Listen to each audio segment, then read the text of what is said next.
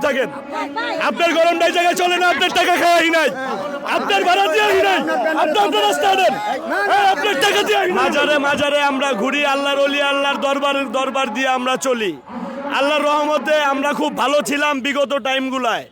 এখন কিছু মুসলমান নামধারী দাড়ি টুপিওয়ালা তারা অনেক রকম মানে নিজেদের ক্ষমতার অপব্যবহার করার জন্য বাইসা নিছে এখন আল্লাহর অলির দরবার।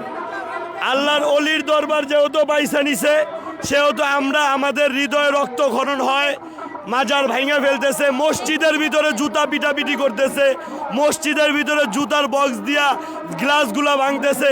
এতে আমরা মর্মাহত। এই যে আমার একজন বোন আসছে, আমরা সবাই হোসাইনি যোদ্ধা, ইয়া হোসাইন মাওলা হোসাইন আমাদের জবানে থাকে।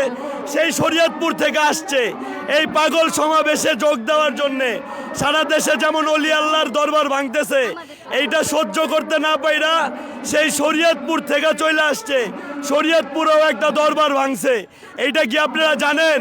আল্লাহর অলির দরবার শরীয়তপুরেও আছে, সেইখানকার দরবারটা ভাঙছে। এই বোন সেই দরবারের পাশে বাড়ি। এই দরবারের নামটা আপনাদের বইলা দিতেছে, শোনেন। পোড়াগাছা সালুসা বাবার দরবার শরীফ ভাঙা হয়েছে। পোড়াগাছা সালুসা বাবার দরবার শরীফটা ভাঙা হয়েছে। সেই করিম শাহ বাবার রওজার উসিলায় তারা এই জায়গায় চলে আসছে, পাগল ফকির সবাই এখানে চলে আসছে।